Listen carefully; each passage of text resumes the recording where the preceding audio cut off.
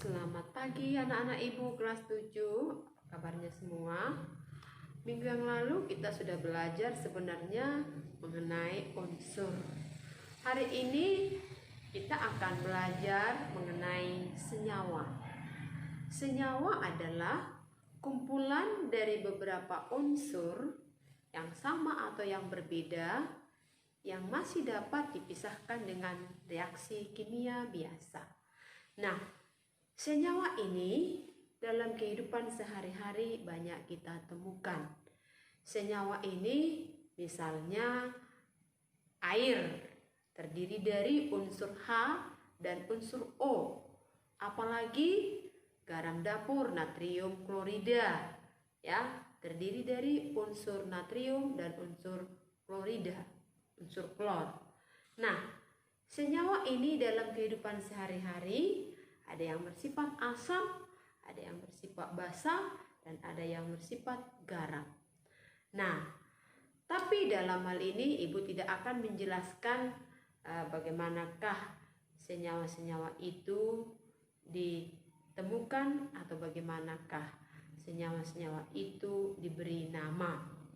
Nah, senyawa itu biasanya terdiri dari beberapa unsur yang masing-masing itu unsur itu akan kehilangan sifat aslinya. Nah, kita lihat contoh air H2O terdiri dari unsur H dan unsur O. H2O-nya 1. Nah, hidrogen adalah gas yang mudah terbang, mudah terbakar, sedangkan oksigen adalah gas yang menyebabkan pembakaran. Kalau tidak ada oksigen, tidak ada api. Tetapi setelah bergabung menjadi H2O, justru air akan mematikan api. Nah, begitu juga natrium klorida ya. Natrium klorida, natrium itu adalah racun ya yang berbahaya, sedangkan klorida itu juga adalah zat atau unsur yang berbahaya. Tetapi setelah kedua-duanya digabung menjadi natrium klorida menjadi garam dengan rumus NaCl, masing-masing mereka kehilangan sifat dan menjadi membentuk sifat yang baru. Itulah senyawa. Nah, di samping daripada itu ada juga campuran. Campuran itu adalah kumpulan dari beberapa senyawa. Nah, dalam hal ini campuran itu masih memiliki sifat aslinya masing-masing. Contoh, kita lihat dulu air gula.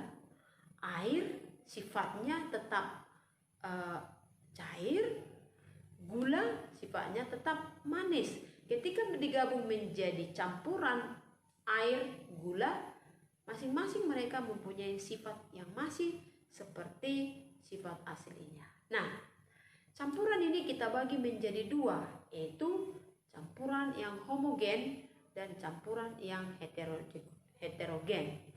Campuran yang homogen, homo sama, adalah campuran yang dibilang dengan serba sama atau dikatakan juga dengan ini larutan. Contohnya adalah air dan gula, air dan garam. Nah, ketika kita sudah menyatukannya, melarutkannya, tidak tampak lagi gulanya. Nah, mereka sudah menjadi satu, dan ketika dibuat endapan pun tidak akan ada lagi endapan. Nah, begitu juga dengan campuran yang lain, yaitu campuran heterogen. Campuran heterogen adalah campuran yang memiliki endapan. Contohnya adalah air dengan kopi. Kalau kita biarkan beberapa lama, maka kopinya akan mengendap. Nah, ini jadi di sini tidak serba sama dia, masih ada endapan ketika kita diamkan.